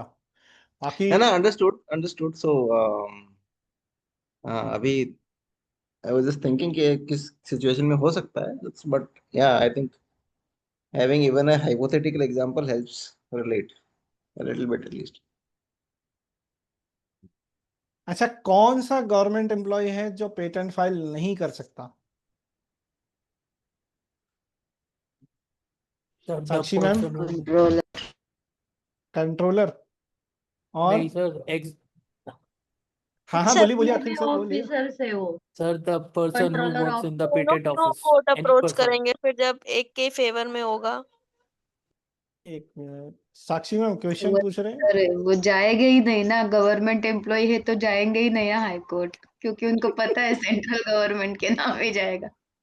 सर अभी बस मुझे तो पुरानी पिक्चरें याद आ रही हैं कि कोर्ट तक पहुंचने नहीं दिया जाता था। सीढ़ियों पे ही कत्ल हो जाता था। हाँ। सही बात है। ये अप्रोच सही है। ट्रक से उड़ा दिया रास्ते में ही। अखिल सर कुछ ऐसे कह क्या? रहे थे? हाँ सर, मतलब वही ना कि कोई भी इंसान, मतलब कोई भी पर्सन अगर पेटेंट ऑफिस में काम कर रहा है तो वो डायरेक्ट हाँ, लाइक पेटेंट कि ऑफिस के एम्प्लॉय पेटेंट डायरेक्ट फाइल नहीं कर सकते, वो कौन सा इनहेरिटेंस सेक्शन? कर सकते हैं, इनहेरिट हाँ 79। 75 सेक्शन। हम्म, चल, तो यहाँ ये कंप्लीट हुए। और डिजाइन में ये सेक्शन कहाँ पर आएंगे? सर ये सेक्शन 20 में। ये डायरेक्ट वहां पर अप्लाई हो जाएंगे। हम्म, डिजाइन में कितना कितना कवर करा दिया सर आपने, पूरा पढ़ा दिया क्या? नहीं नहीं सर, 29 तक हुआ है। 20।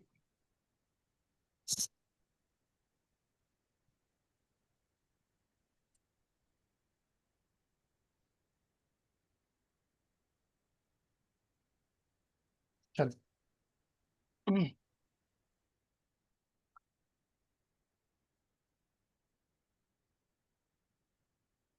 सबने कोई लिख रहा है कोई, या ऑफ स्क्रीन ऑफ कर सकते हैं? कर सकते।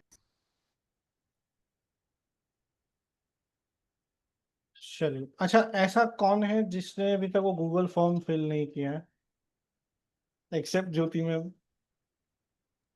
यार मैंने कर दिया, आप मेरे से कितनी बार भरवाओगे? मैम मेरे पास आया ही नहीं है आपका रिस्पांस। एक मिनट, मैं स्क्रीन मैंने शेयर करता हूँ। मैंने 2 बार करा है।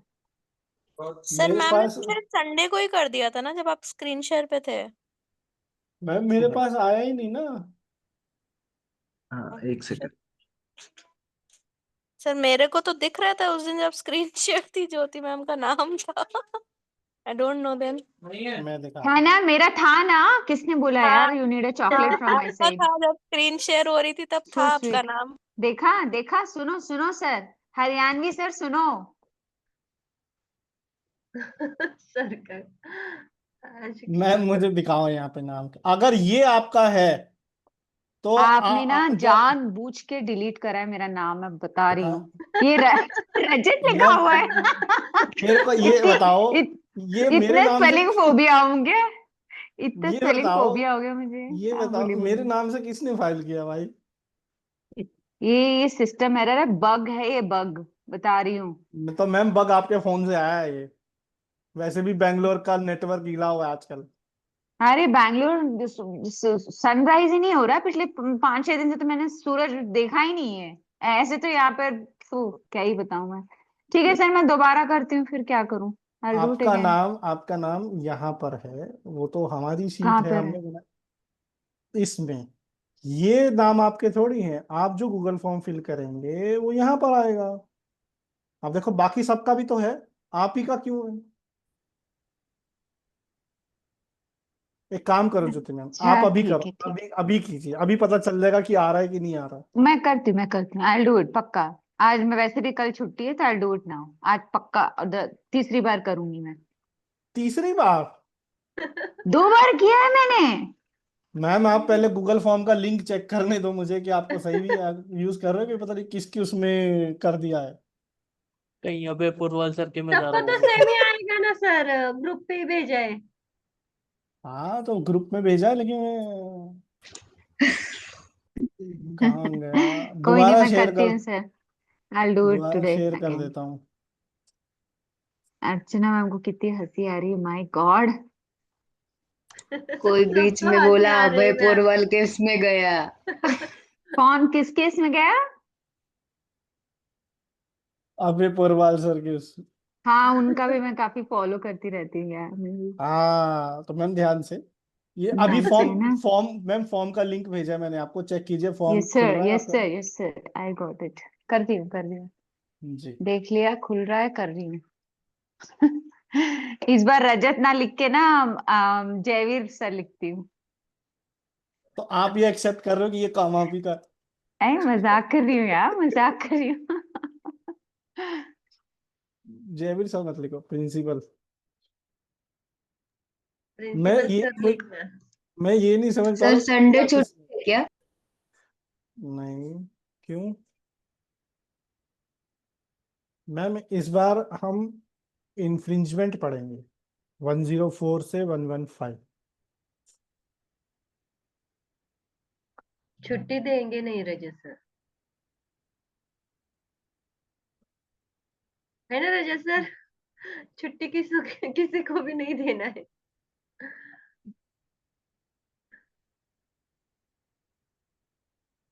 नवरात्रि को देने वाले हैं वो सर। मैम नवरात्रि तो 9 दिन की है, नहीं नहीं, 9 दिन की है, 9 दिन में कैसे करेंगे? सर अभी ये कल भी है क्या इवनिंग वाला सेशन? इट्स ऑल 7 days या? नहीं, कल नहीं, सैटरडे को नहीं होता sir. Okay okay, Sunday morning में होती है ना सर क्लास। तो मैम ठीक है सर। अभी संडे अभी को, सर और कुछ कवर करने वाले हैं क्या, या फिर?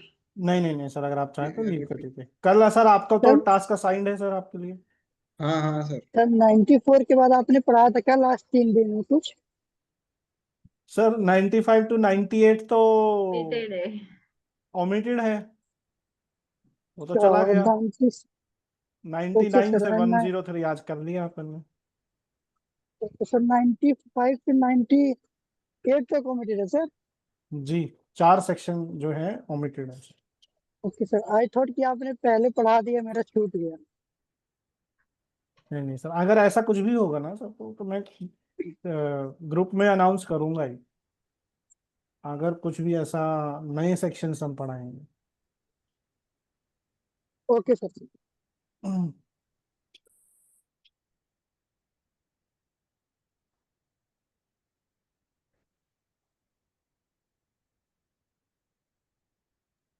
ठीक है सर, लीव आज कर सर। हाँ कर सकते हैं, चलो।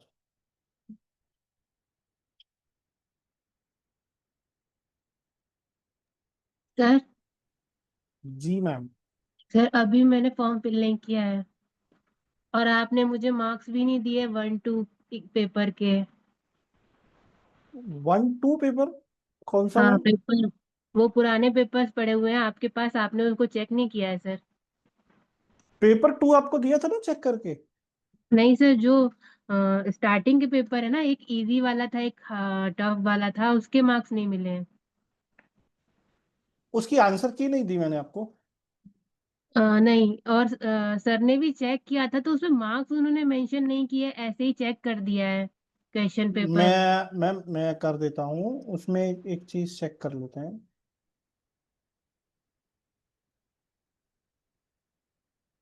ये तो डायरेक्ट खुल गया है, जो अपनी मैंने आपको ड्राइव व्हाट्सएप है। पे शेयर किए थे।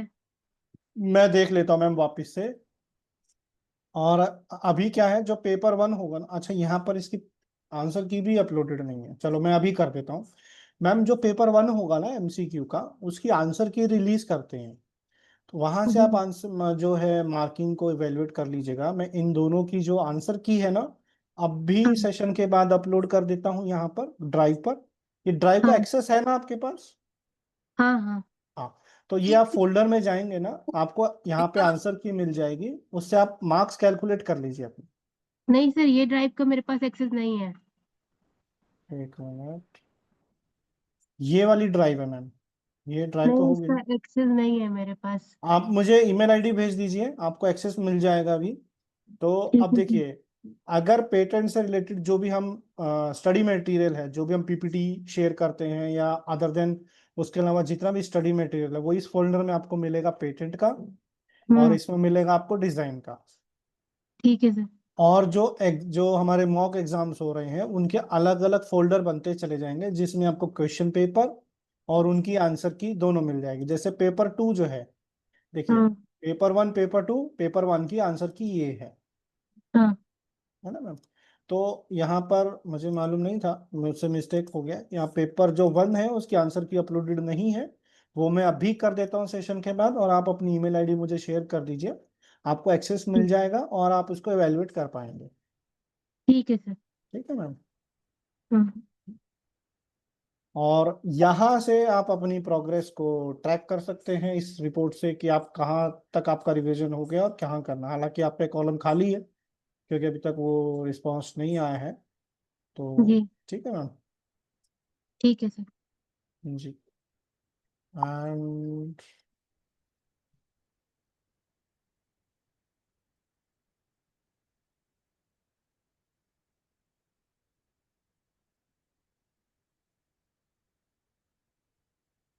चलो ठीक है मैम, सेशन वाइंड अप करते हैं। ज्योति मैम आप कर दीजिएगा, है ना, मेरे पास आ जाएगा।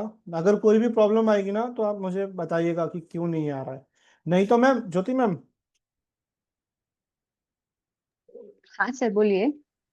अगर गूगल फॉर्म में प्रॉब्लम आ रही है ना, आप मुझे व्हाट्सएप पे वैसे भेज दीजिए, कोई इशू नहीं है। है ना, हम्म। मेन तो मुझे वहां पे चाहिए, तो वो मैं वहां पे फिल हम्म। कर लूंगा अगर फॉर्म में प्रॉब्लम आ रही है, क्योंकि आप अगर 2 बार कर डन चुके सर। हैं तो कुछ ना कुछ टेक्निकल प्रॉब्लम होगा, ऐसा नहीं है। है ना, जोक्स ठीक है मैं अपार्ट। अभी करती हाँ, जो हूँ। भी है। तो ठीक है, अभी हम मिलेंगे अब संडे को, और संडे सुबह 7 बजे। Done sir, thank you, thank you. Okay, bye. Okay, thank you sir.